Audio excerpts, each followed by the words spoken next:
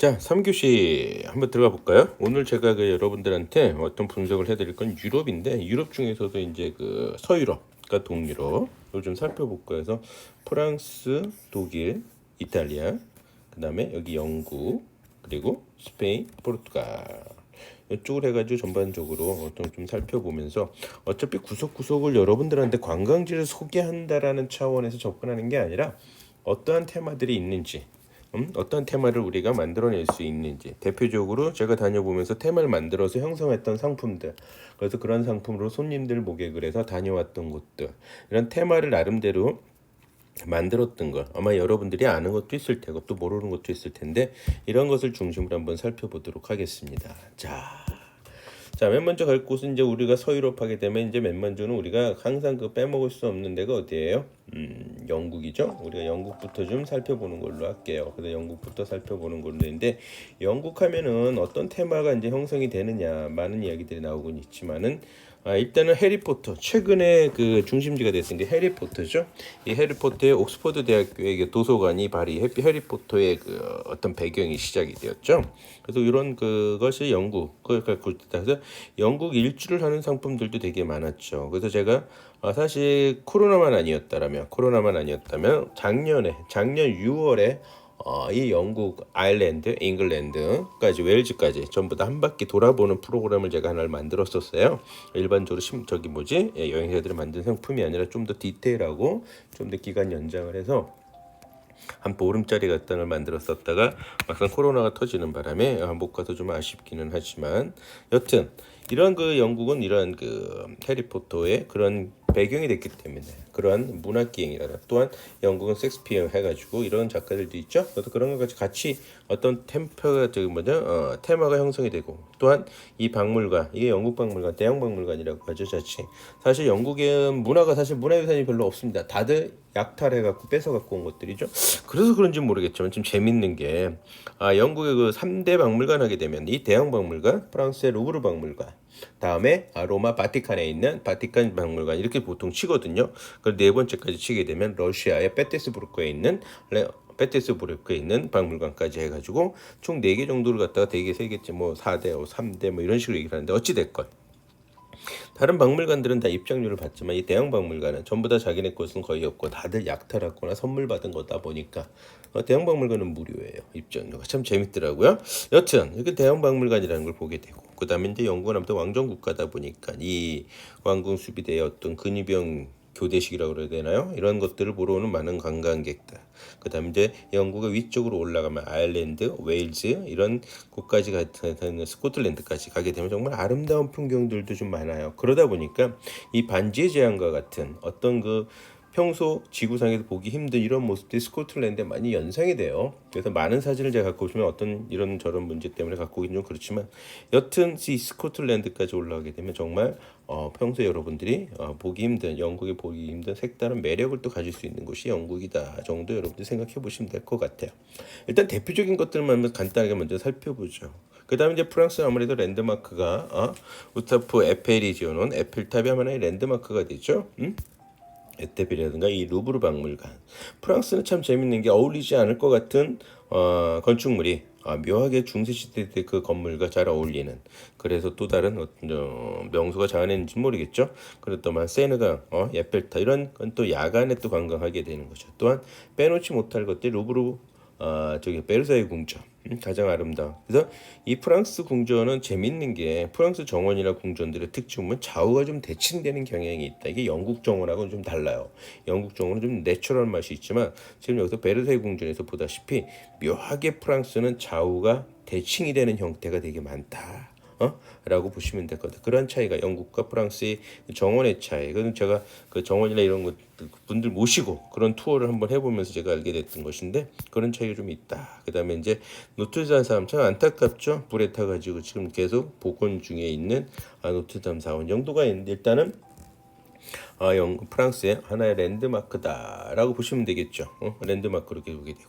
그 다음에 독일 하면 전 제일 좀 이뻐하는 성이 하나 있어요. 독일 가게 되면 제 기준에서는 이 노인 슈바인슈타인성, 백조의 성, 일명 백조의 성이라고 불렸던 거죠.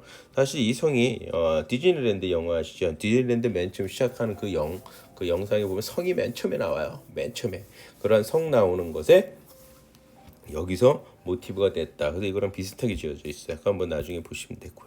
그다음에 이제 자동차 박물관이라는 역시 독일이 BMW라든가 벤츠라든가 아우디라든가 폭스바겐이라든가 세계의 명차들 다 많이 만들어내고 있죠. 세계 명차의 뭐 반 이상을 독일이 하다 보니 자동차 박물관 이런 테마가 또 만들어진다라는 거죠. 그래서 이런 걸 가지고 제가 그 초등학생들을 데리고 자동차 관심 참 많잖아요. 초등학생들 이 친구들을 데리고 독일 콘텐츠를 가지고 많이 어떤 작업을 했던 적이 기억이 나네요. 이런 게 있다. 근데 어찌됐건 독일은 제가 맨 처음에 보여주셨던 노인 슈바인슈타인성 일명 백조의 성이라고 하는 것부터 시작해서 이런 중세 시대 때 저는 약간 좀 역설적으로 좀 설명을 가끔씩 고객들하고 버스 안에서 할 때가 뭐냐면 독일이 전쟁은 1차 세계대전 2차 세계대전 다 치렀잖아요. 그래서 독일이 엄청나게 저기 하죠. 나중에 다 졌지만 독일 내에선 전쟁이 안 났어요. 다 외부 쪽이죠. 그래가지고 독일은 희한하게 중세시대 때 그 성들이라든가 이 중세시대 때 모습들이 고스란히 많이 남아져 있다. 여러분이 나중에 기회가 된다면 저 같으면은 이태리 일주보다도 독일 일주를 한번 하라고 했어요. 물론 이때는 독일 일주 할 때는 친한 친구 뭐 보이프렌드가 됐던 걸프렌드가 됐던 이런 친한 친구하고 다니면 생각보다 독일은 로맨틱한 것들이 되게 많다라고 정도 말고 나중에 다시 한번 로맨틱이라는 걸 가지고 주제를 가지고도 또한 독일을 돌아보는 코스도 또 하나 만들어낼 수가 있거든요. 그런 테마를 가지고.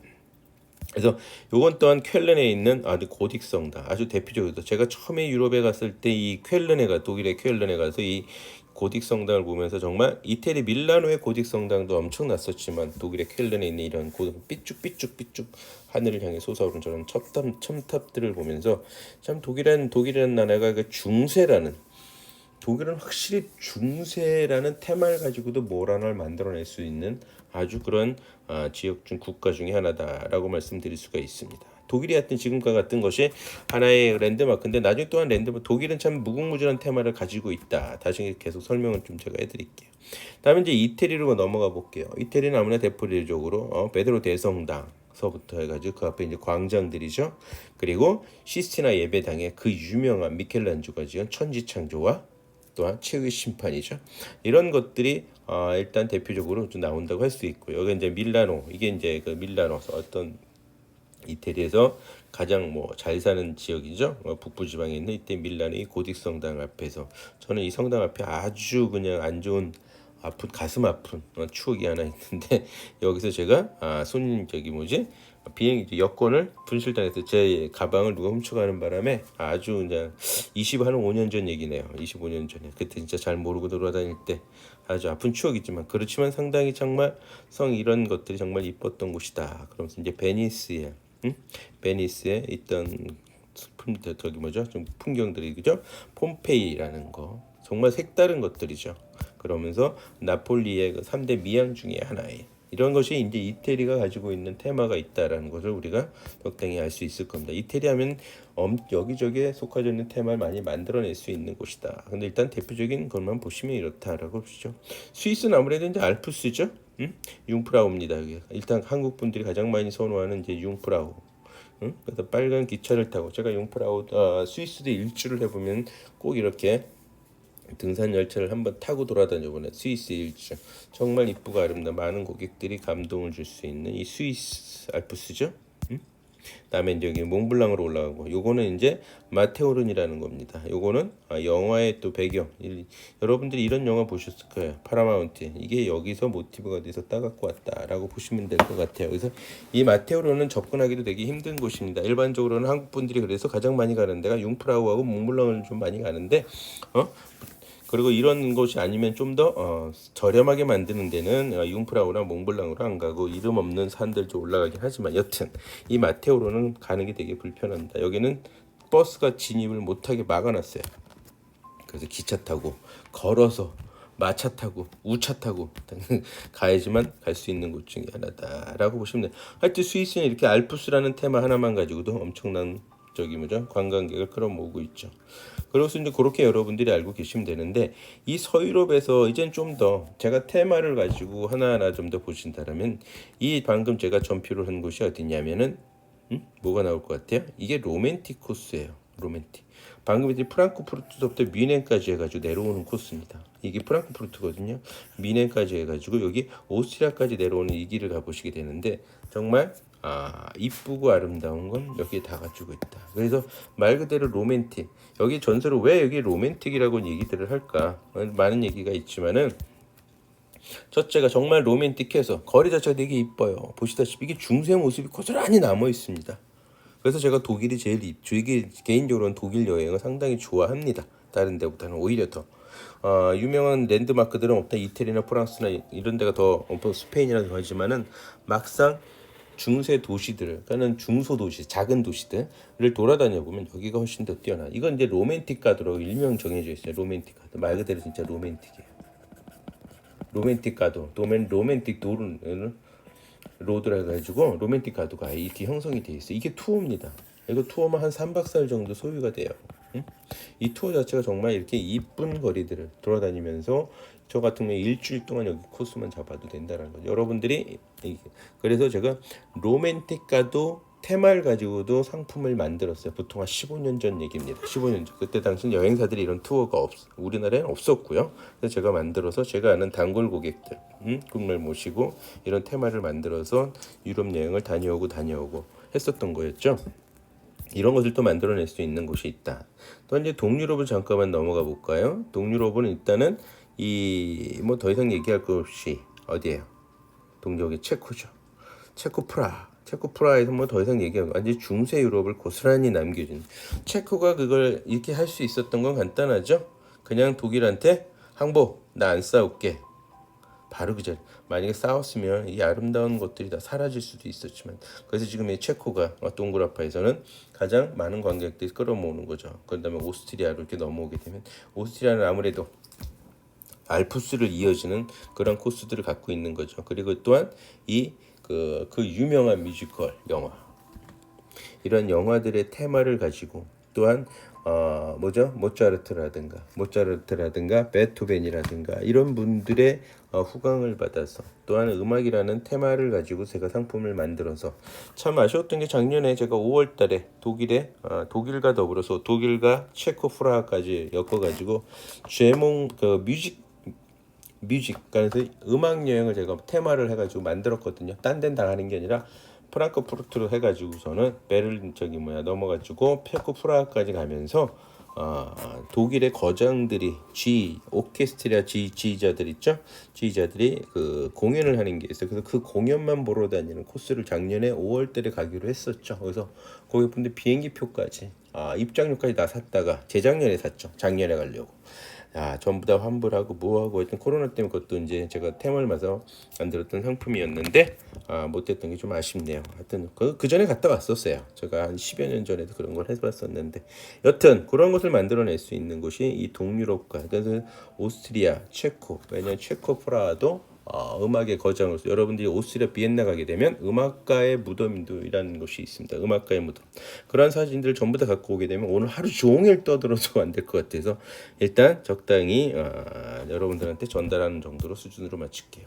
그 다음으로서는 이제 이 폴란드 동유럽 가게 되면 이제 폴란드에 특히 뭐가 있죠? 나중에 다시 한번 얘기하지만 아우슈비츠가 있죠. 그 다음에 소금광산이에요. 소금교회. 그는 소금으로서 이제 교회가 다 지어져 있었던 아주 지하에 이것도 특별 엄청난 매력적인 폴란드의 가장 대표적인 관광지. 그러니까 폴란드는 방금 얘기한 아우슈비츠 수용소하고 그다음에 저게 소금교회 라는 것이 있다 정도 여러분들 알고 계시면 되는데 여기가 제가 가장 이쁘다는 표현이 아까 로맨틱도 있지만 가장 그래도 자연환경이 아까는 그 인문자원이죠. 사람의 손이 직접 들어간 인문자원. 지금은 자연자원이 들어가는 곳입니다. 오스트리아가 길게 생겼죠. 좌우로 이 동그라미 제가 핀 것처럼 이 길게 생긴 이 오스트리아 이것이 여기가 무슨 코스냐면 이거는 로드가 알프스 로드예요. 알프스. 그래가지고 여기 보게 되면 German Alpine Road라고 써 있죠. 알파인 로드. 이게 짜이스부르크까지 갑니다. 짤스부르크까지 가게 돼. 여기서부터 시작해가지고 여기 오스트리아 인스부르크, 그다음에 오스트리아 짤스부르크까지 들어가게 되죠. 여기서 이제 이만큼을 더 가게 되면 한 4시간 더, 짤스부르크에서 오른쪽 매 4시간 더 가게 되면 어디가 나오냐면 비엔나가 나옵니다. 근데 이 코스대로 이제 따라가는 거죠. 완전 자연을 보는 거예요.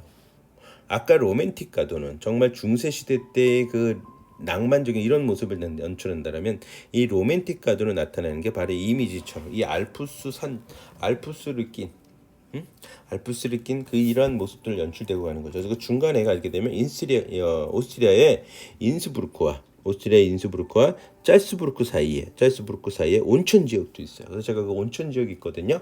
온천 지역 가가지고 그 온천 리조트를 저는 항상 예약을 하는데 거기서 자고 쉬고 하면서 손님들이 정말 힐링 프로그램 이런 프로그램들은 거의 다가 없어요 패키지에. 근데 최근 들어서 로맨틱 가도와 알프스 가도를 엮어서 막 이제 나오기 시작을 했어요. 왜냐 유럽을 갔던 사람이 또 가고 싶어하는 것들 여기저기 이제 소문이 나니까 이런 식으로 하게 되는 거죠. 정말 그렇지만 아름다운 코스다. 여러분들이 신혼여행 간다면 저는 이렇게 갔으면 좋겠다라는 생각이 들어요. 신혼여행이니까 그래도 이렇게 알프스 주 테마를 가지고 진행하는 투어가 상당히 괜찮다. 그다음 이제 체코하고 오스트리아하고 엮는 하나의 테마가 만들어져요. 어떤 테마가 만들어져? 이게 이제 음악 여행입니다. 모차르트 시작해가지고서 그래가지고 그 소위 얘기해서 체코 프라, 그다음에 오스트리아 짤스부르크, 또 오스트리아 비엔나. 여기에 이제 그 공연장이 있거든요. 여기에 공연 매일 항상 열리진 않지만 그 때가 있어요. 아주 거장들이 연주할 때 그런 날짜를 잘 잡아서 제가 아까 진행하려다 말했던 거죠. 그래서 음악 여행을 하게 되고 음악가의 그 무덤이라든가 베토벤, 모차르트 시작해서 충분히 많은 여러분들이 알고 있는 많은 음악가들의 흔적을 여러분들이 추적할 수 있는, 그래서 음악을 좋아하는 분들한테 이런 프로그램 제가 제안을 해서 다녀오곤 했다라고 여러분 보시면 될 것 같아요. 그래서 방금 보듯이 이쪽에 가시게 되면 그 로맨틱 가드라는 어떤 프로그램도 따로 만들어지게 되고 알프스 다음에 음악이라는 이런 것도 하게 된다는 거죠. 요 정도까지 일단 적고서 넘어간다 본다라면 스페인, 포르투갈 쪽으로 한번 가볼까요? 여기는 이제 저는 축구, 생각보다 많은 사람들이 연세가 드시거나 여자든 남자든 일단 스페인 하면 생각보다 먼저 떠오르시는 게 축구더구만. 그래서 축구란 컨텐츠를 빼놓칠 수가 없는 곳이 아마 이 스페인이지 않을까 싶습니다. 그래서 그거 여러분 봐야 되고, 그리고 또 하나는 이 건축물 가우디의 성 패밀리 성당, 가우디의 성가족 성당이죠. 이것 또한 빠지지 않는 그 하나의 컨텐츠로서 스페인을 또 랜드마크 시키는데, 스페인은 아람브라운 궁전이라고 하는 지금 보여준 대역인데, 스페인은 컨텐츠가 생각보다 되게 무궁무진하다라고 보시면 돼요. 스페인은 뭐가 그러냐? 스페인은 소위 얘기해서 유럽의 원래의 문화인 캐톨릭이라든가 이런 그러한 유럽의 종교가 지배했던 시절이 있고, 또 하나는 오스만 투르크 쪽에서 터키, 이슬람 문화가 또 지배했던 흔적이 똑같이 있어요. 그래가지고 스페인은 이렇게 어쩌게 그 구교와 이슬람의 문화가 서로 융합되어 있다. 묘하게 이 스페인에 있는 거 서로 부신 게 아니라 이슬람 문화도 캐톨릭 문화도 서로 부신 게 아니라 서로에다 그냥 벽칠만 더 해가지고서는 사용하고, 그 사원과 성당이 이것들이 고스란히 그냥 남아 있다는 거죠. 정말 아름답죠. 그래서 스페인 여행하는 사람들은 이러한 소위 프랑스나 영국이나 이태리나 독일 여행하고는 다른 맛을 느낀다. 이슬람 문화가 같이 섞여져 있거든요. 그리고 아까 성 가우디의 건축물이라든가 또한 피카소, 그 다음에 어떤 문학점진 돈키호테, 이런 컨텐츠를 갖고 있는 곳이 여기 어디다? 스페인이라는 거죠. 그다음에 이제 이런 피카소 이제 남부지방에 피카소 소위 얘기해서 모로코 쪽에 보이는 이제 지중해 쪽 연안에 있거든요. 거기가 피카소의 고향이 있어요. 그래서 피카소 고향까지 있다 보니까 뭐라 그럴까? 스페인은 가지고 있는 컨텐츠가 한두 가지가 아닌 거죠. 나와 있는 게. 그래서 스페인의 일주를 저는 많이 권해드려. 포르투갈까지는 가지 마십시오. 오히려 포르투갈 갔다 오시고, 왜냐면 포르투갈까지 가려면 차로 이동하는데 7, 8시간씩 걸리기도 하거든요. 물론 승용차 말고 버스 기준으로. 그러면 괜히 길거리 시간 버리니까 그 시간에 차라리 스페인에다 볼거리를 찾아보시라고. 스페인이 볼거리가 되게 많다라고 보시면 될 것 같아요. 그다음 스페인이 갖고 있는 컨텐츠 대표적인 최근에 이제 부각을 받고 있는 거죠. 대한민국 국민들한테 순례길, 이 순례길 자체의 하나의 테마가 또 형성이 되는 곳이 스페인이 여기에 있다라고 보시면 될 것 같아요.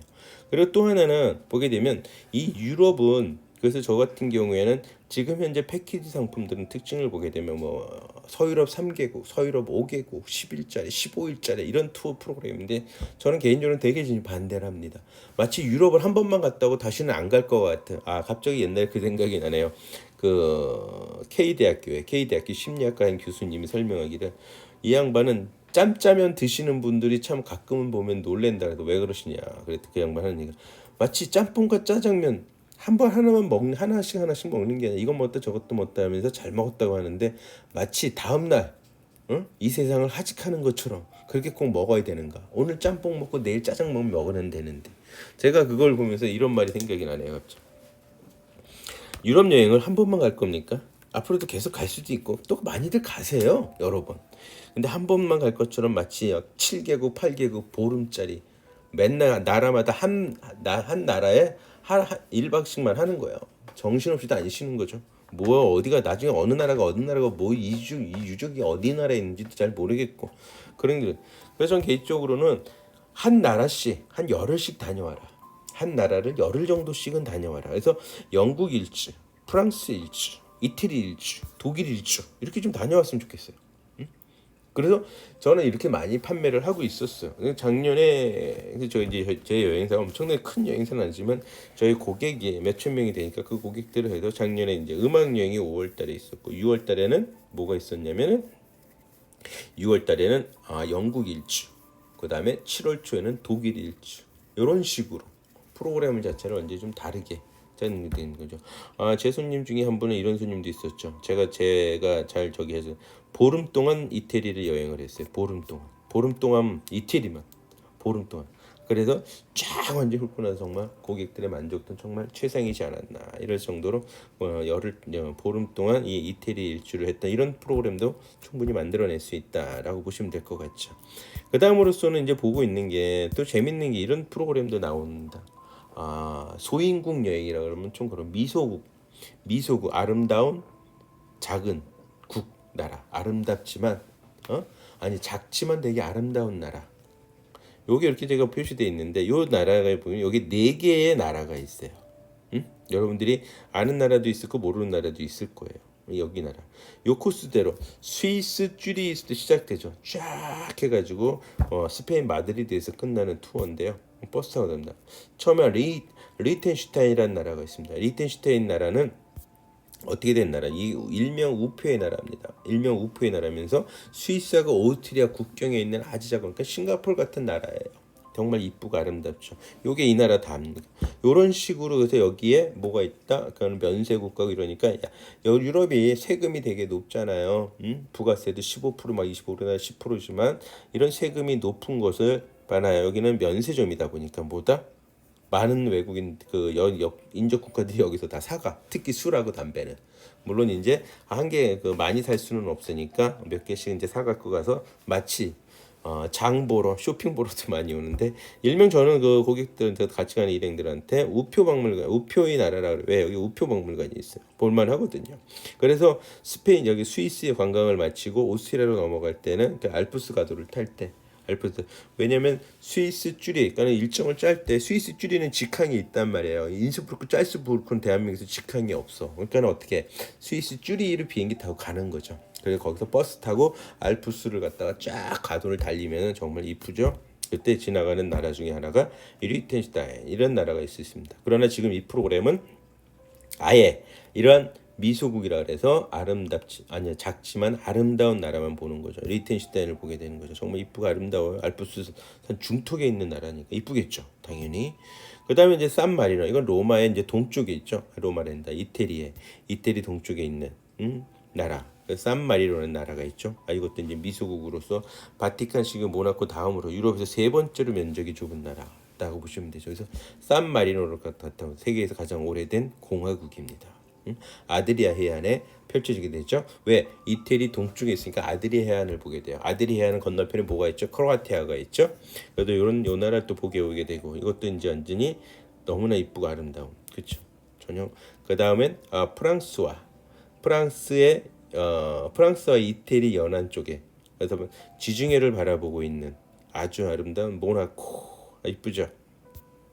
이 모나코를 갖다 관광을 하게 되고, 여기는 이제 모나코는 특징적인 게 카지노하러 많이들 갑니다. 저도 여기 가서 카지노 몇 번 하고 왔는데, 이 카지노 이쁘고 아름다운 모나코. 이 모나코는 저는 니스하 깐느, 프랑스의 남부 지방의 깐느의 음악 페스티벌이라든가 이런 페스티벌 갔다가 모나코까지 이렇게 다녀본 적이 있다. 이런 식으로 해서 모나코.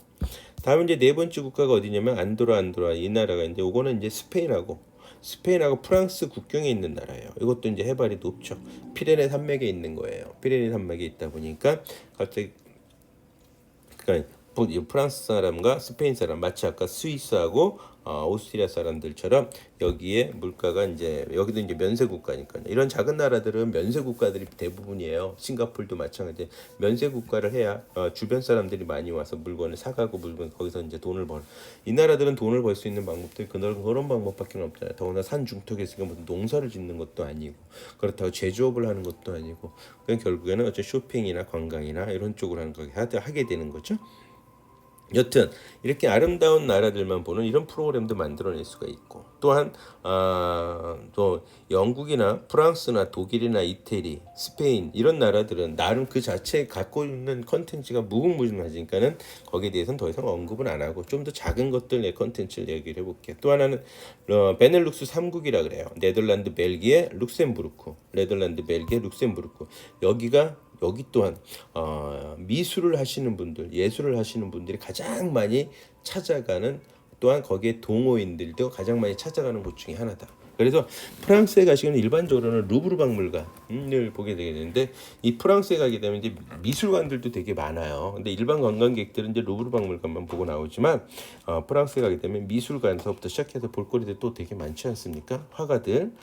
그러기 때문에 그런 걸 보고 이 벨기에 기차 타고 벨기에 쪽으로 올라가서 벨기에, 네덜란드, 룩셈부르크에 있는데, 정말 동네 자체가 중세 시대 때 그 멋과 아름다운 것들을 같이 갖추기 때문에 여기 가시게 되면 정말 사진 찍기 바빠요.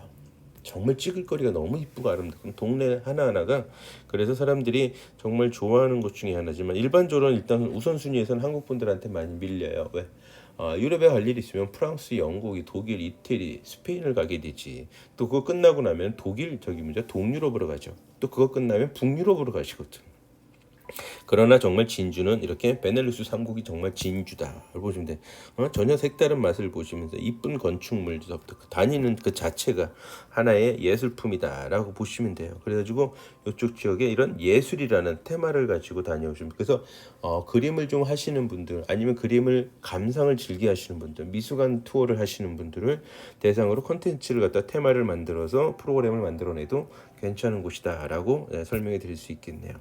그 다음으로서 이제 독일과 폴란드 쪽을 해가지고 일명 한 5, 6년 전서부터 다크 투어리즘이라고 한국에 좀 알려지기 시작을 했어요. 다크 투어리즘이자 뭐냐?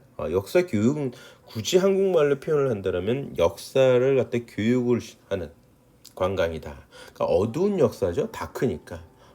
어두운 역사를 나타내는 거다 보면 되죠. 베를린 하면 여러분 생각나는 거 뭐가 있어요? 베를린 장벽이죠. 동양과 무너지는 동서양의 어떤 그 냉전 체제가 무너지는 이런 것들을 이제 여러분들이 즐기세요.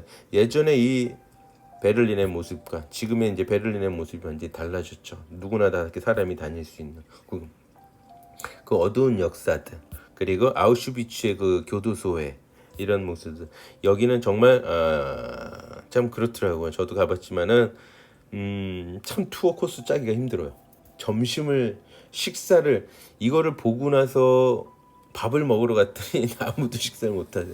그 다음에는 밥을 먹고 나서 그 다음에 갔더니 되게 소화들이 안 돼서 다들 힘들어하시더라고요. 그래서 정말 잔혹했다라고 보게 되는데, 갑자기 저 생각인데, 일본에 지금 731 부대 있죠. 제가 가끔 그 대학생들, 신입생들, 학교에 신입생들